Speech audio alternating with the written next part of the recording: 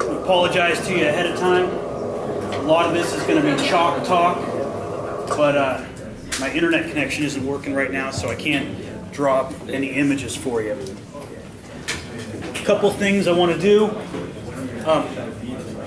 Go back to what we were talking about on Thursday and just touch up on that presentation just a little bit. So on Thursday we were talking about an atom, and we needed to cover the concept of shells, and so I taught you to look at the atom as, what did I say it was, like a basketball, and you can only fit so many different tennis balls around the basketball, and I said, well, you can think of those tennis balls that fit around the basketball as electrons and these waveforms, etc. And we used this to explain the periodicity of the table. We said that whenever we jumped from an internal shell into an external shell, that because we moved out a further radial distance from the nucleus, and because there was so much matter in between us and the nucleus, or the electron, that this greatly diminished the forces from the nucleus that acted on the electron, right? So we fill a shell, and while we're filling the shell, every electron that goes in that shell gets to be at about the same proximity of the nucleus, right? They get to get in just about as close as each other to that nuclear charge. But once we fill that shell, now we're taking up positions that are further removed from the nucleus. And when we move a radial distance away, when we increase our radial distance from the nucleus, the R squared force law, right? We got force is equal to Q1, Q2 over 4 pi E naught R squared. Well, this tells you that for fields in general, the further you are away from the charge that creates that field, the smaller the forces are going to be. And so what I really wanted to use this analogy for was to illustrate to you that by closing a shell, we force all of the new electrons to occupy spaces that are on average farther from the nucleus. And to help you to realize that that is the reason that all of a sudden we get this huge decrease in the electronegativity of an atom. Once we've created that noble gas, helium, neon, argon, whatever, we've put the last electron in that shell. Stick one more proton in the nucleus and try to make the next atom, and it's going to have a much weaker attraction for that electron. And that's why we start back to the left of the periodic table, because we've got now something that has a very weak attraction for electrons, and it's going to have metallic behavior. That analogy works very well for demonstrating that, but what I didn't include there was a truth. And I don't want you to think of this as an exact image. It's not true that the electrons occupy little balls of volume. In truth, an electron occupies a waveform, and that wave has a probability that ranges all the way from infinity to the center of the atom. And so what I just said was this.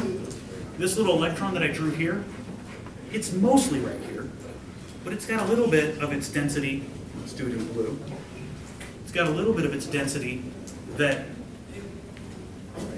has almost like a cone shape that reaches in towards the nuclear center, right? And it's actually got density way out here too. But the bulk of its density is here in this space that we've drawn the quote-unquote shell, right? So most of that electron sits out here. Now this electron that's in the next shell out, it also has density that reaches all the way into the nuclear center, but not very much of its density is in that nuclear center.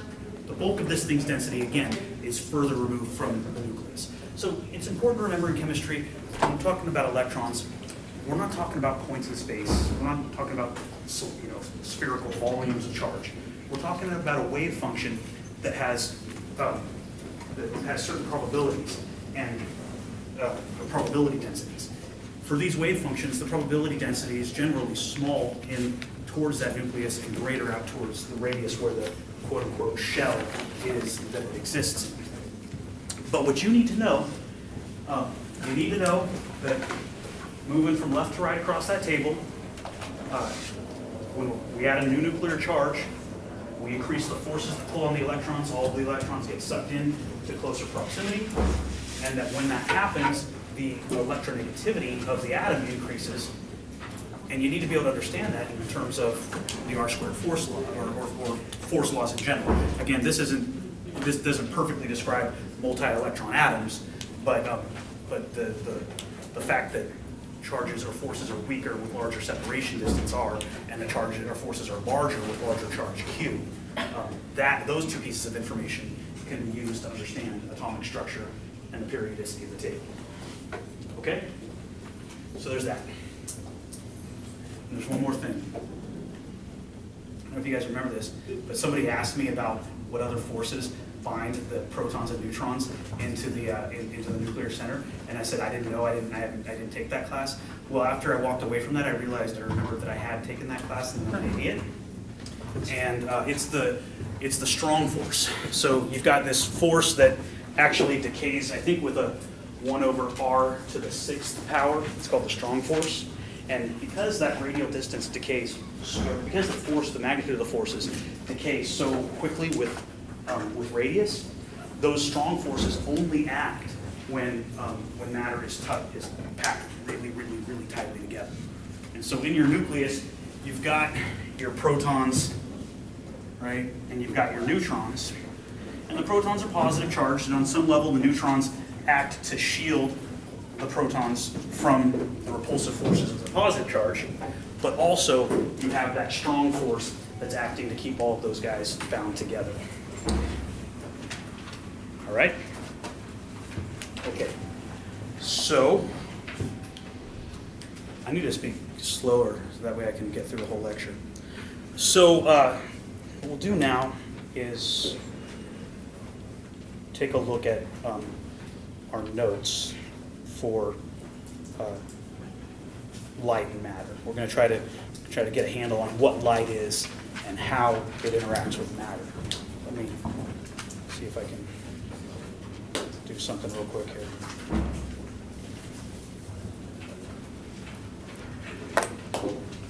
Sorry, I got to get this thing up.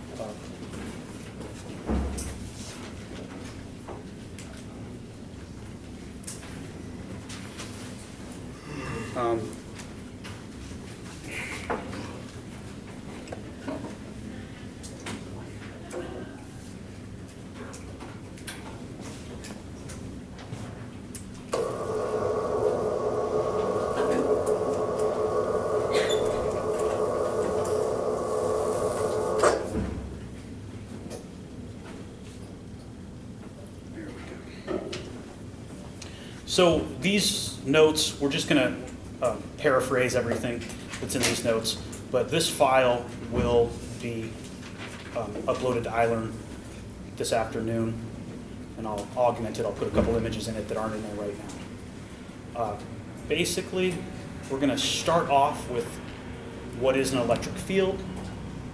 Then we're going to move to what is an electromagnetic field.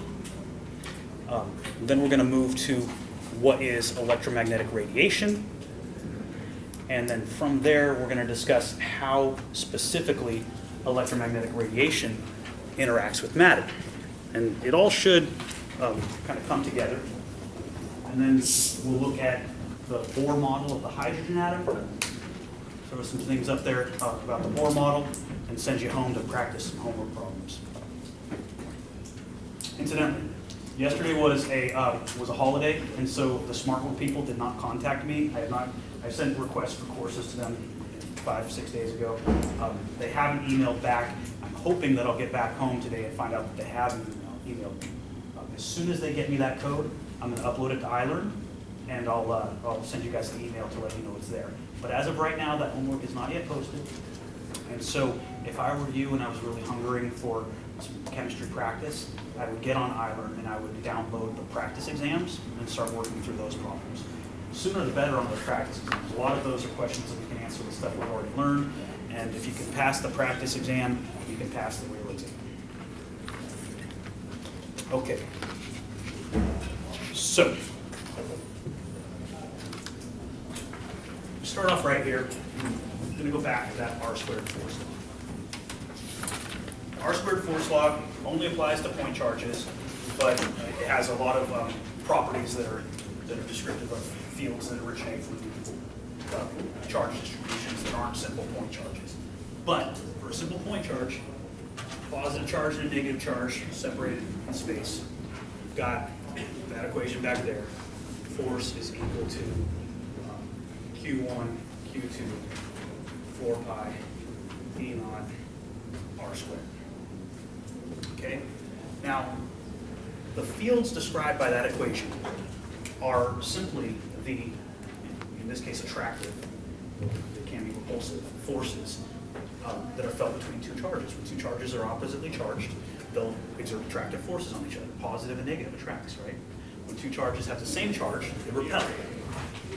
Those forces are communicated through what we refer to as electric fields.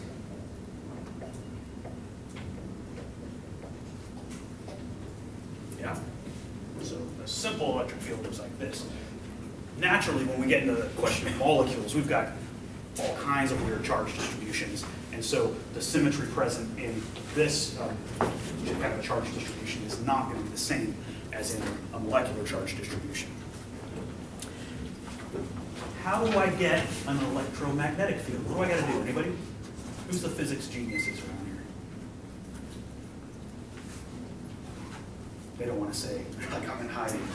It's covert operation. All right, so here's what happens. If you take a charge and you give it a velocity and you allow it to move, it makes a magnetic field. A stationary charge will give you simply an electric field, but if a charge is moving, it creates a magnetic field. And you can determine the position of the magnetic field vector by the direction that the charge is moving. For a negative charge, you're moving in this direction, you can take your right hand and the direction that your thumb points in will be the direction of the magnetic field vector. And so, if this is what are these things called? The coils that make magnetic fields. We use them in engineering all the time. You take an electron and you move it through a circular path. The velocity vector of that electron is moving around that path. And so as it moves, it propagates a magnetic field. And as this thing moves in circles, you get magnetic fields that are very strong and reinforced of the center of that thing. So you'll learn in physics to use the right-hand rule. You curl your fingers in the direction of electron travel, and your B field, your magnetic field, will point in the direction of your thumb. So we've got static fields, right? Charges are just fixed in space and they're not moving, particularly R squared Fick's law. But now we give the charge velocity, and we've got magnetic fields in addition to our electric fields. Now, light is what we call, I should write this. Light is electromagnetic radiation. And if you look up a graphical image for a photon, you're going to see is something that looks like this, a sine wave. And then,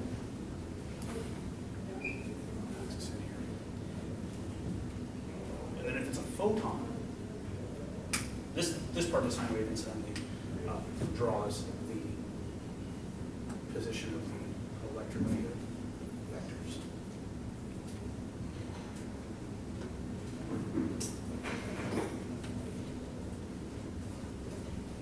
So when we're looking at this, we're looking at the strength of these types of forces.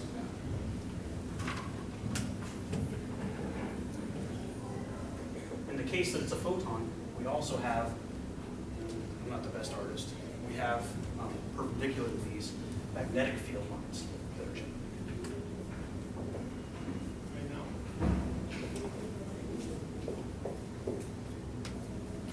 And so a photon of light, or light, is composed of these interchanging electric and magnetic field lines. They're oscillating with time. Light carries energy with it. This one's a little difficult to explain. a charge that simply is charged and has velocity that is not changing does not produce electromagnetic radiation. It doesn't produce photons. The fields that are generated by stationary charges and by charges that are simply moving at constant motion and are not accelerating are very weak. We saw with the R-squared force law that you get out a certain radial distance away from the source of the fields and the forces diminish very rapidly. Well, that's not the case with electromagnetic radiation. With electromagnetic radiation, we know this from intuition, the fields go forever. You can start a photon on the sun and it'll travel all the way to planet Earth. So it's not subjected to the same decay restraints that that static fields and fields that aren't accelerating undergo. Light carries energy with it, and the energy that it carries with it on some level was the energy that was required to generate the phenomenon that generated the light in the first place. And I'm going to try to give you an idea for how this works. You go take a hefty electricity and magnetism course, not the one that you take in undergrad, but the one that you take if you're like a physics major and you really want to drill you on your physics. And they'll tell you that electromagnetic radiation, or the fields that we think of from electromagnetic radiation, are generated, they call them the acceleration fields. When you have a charge that is accelerating, it dissipates energy through space in the form of electromagnetic waves, light, that travel long distances. And so what I want you to think of right now is a requirement that if matter is going to emanate long-ranging electromagnetic fields, the matter somehow has to have charge that not only is moving, but that has a velocity that is changing. Acceleration changes velocity, right? And so what we're talking about is we're talking about fields that are generated by charged particles that are subjected to forces. Forces cause the particles to accelerate. They're either speeding the particles up or slowing them down. And these forces that act on charges to accelerate them deliver energy to the charges, and that energy is carried away in the form of electromagnetic fields, electromagnetic radiation. So let me ask you a question.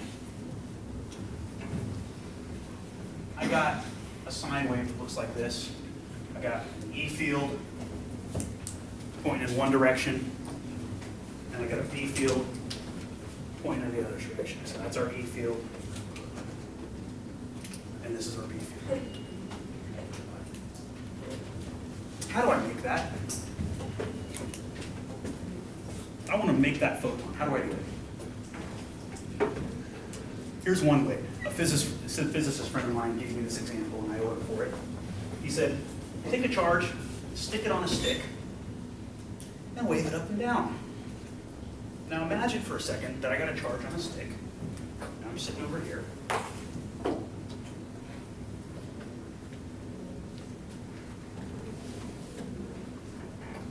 Holding the stick in my hand. And that stick has a negative charge on it. Right? And now I'm going to have a positive charge somewhere over here in space. Yeah. When I wave that stick up, and the negative charge is sitting relatively above the positive charge is going to feel an upward force, right? So at some level, this thing is emanating electric fields that cause the force on that guy to be upward. Now, because I've got a periodic motion, eventually that stick is going to be pointed down.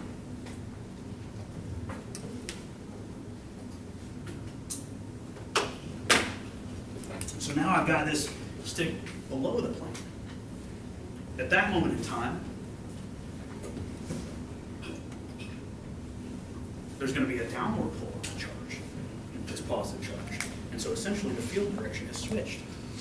Now there's forces pulling it down. So if I do that, I'm charging the stick, and I wave it up and down, I've created oscillating electromagnetic fields. The magnitude of the field will be the largest when I'm at the top of my swing. It'll go through 0, and then it'll go down to the bottom of the swing, where it'll be at the bottom part of this curve, and then I'll move it back up, and I'll be at the top of the swing again up here.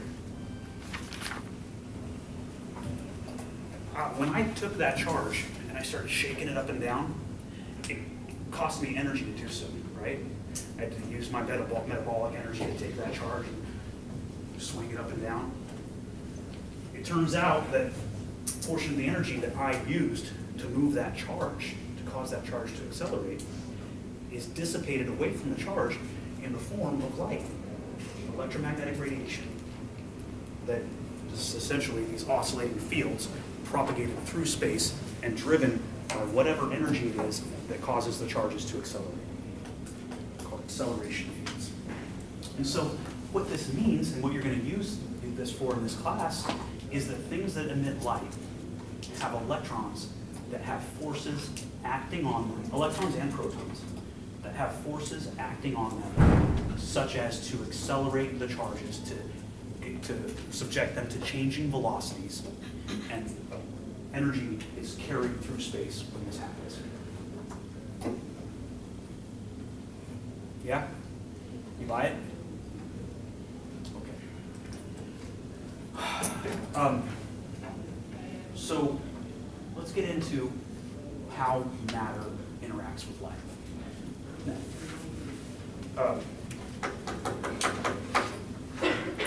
What do I want to do first here?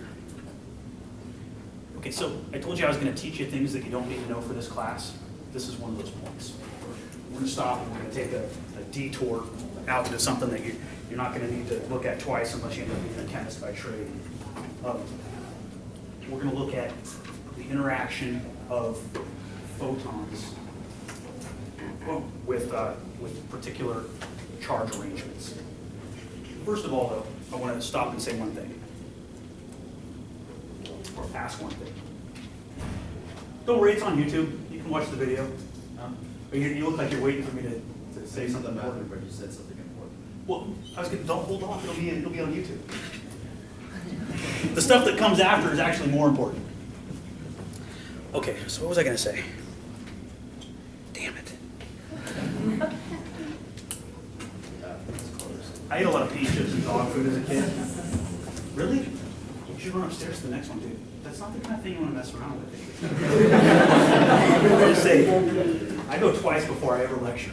If I get desperate, the lady, I'll just not going now. No, it's a bad idea. Yeah, true. This is one of those transgender rooms. Okay. So before we go into the next step, let's discuss the photoelectric effect. Photoelectric effect was how they figured out that photons are both, or that light is both a particle and a wave. Right? They knew forever that a photon was a wave because they had diffraction as evidence, right? Waves interfere. And so you pass light through a grating of appropriate dimensions and you'll get an interference pattern. So they knew forever, or they knew for a long time that light was a wave. But what they didn't realize is that it had particulate nature as well. Well, light is also a particle. And the way they figured this out was they started beaming photons at pieces of metal, and they noticed that if you had photons at the appropriate wavelength, appropriate frequency, that they would cause an electron to get kicked off of the piece of metal. They also noticed that if that photon was not of adequate frequency, that the electrons would not get ejected. And furthermore, they noticed that once you reached the frequency at which the photon could actually eject the electron, if you continued to increase the frequency, not only would the electron be ejected, but it would also have some residual kinetic energy afterward. And the amount of kinetic energy that it had was the difference between the amount of energy required to free the electron from its bound position and the excess energy delivered by the photon. So the take-home message is that light is also a particle. It comes in little packets of energy. And it can interact with matter. So from the for the energy of a photon, and this is an equation you're going to use a lot, we have that E is equal to hc over lambda, where lambda is the wavelength. What this means is that, and also, the wavelength is inversely proportional to the frequency. Everything travels at the speed of light, and so your frequency v is the the speed of light over the wavelength. So you can also recast this equation as E is equal to hc. But to understand this equation, you're going to go back to that picture of the charge on a stick. So we're trying to generate a photon. We've got a charge on a stick. If I, go ahead, you can't see it. I mean, HB instead of H. Oh, sorry, yeah. Thank you. I guess I should move this so that you can see.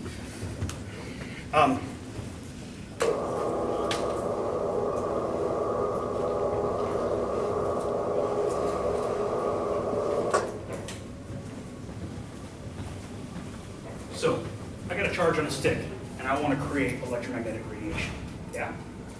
I'll do it by shaking the stick up a bit. Now, the radiation that I generate moves linearly at the speed of light.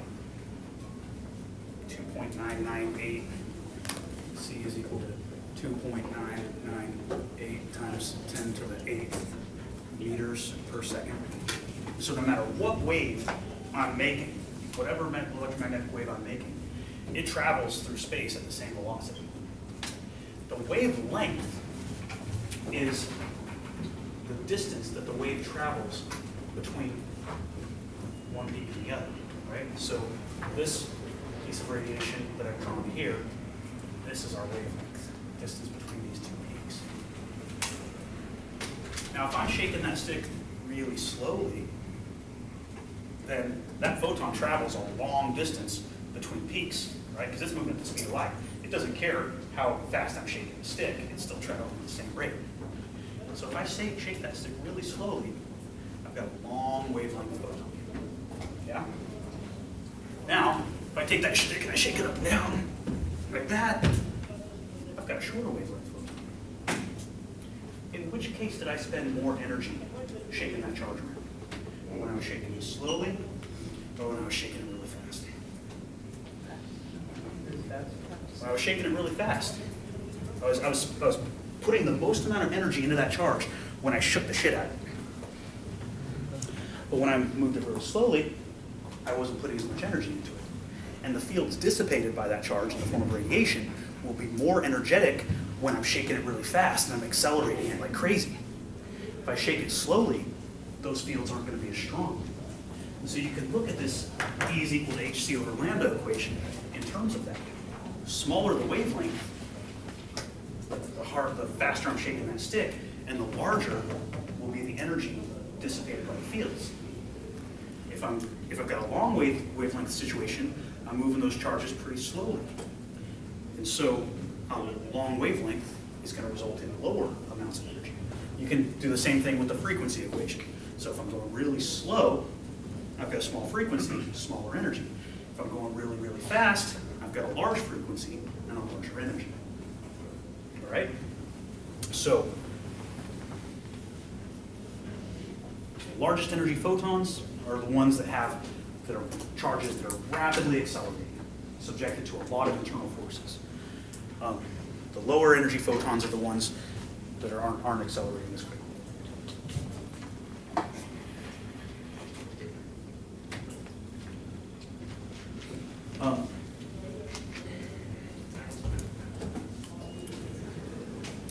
Talk about a few specific instances where light and matter interact.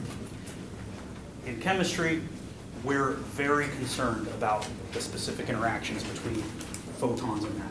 We use matter to trap photons, we use matter to generate photons. So we need to know something about how that whole thing plays out.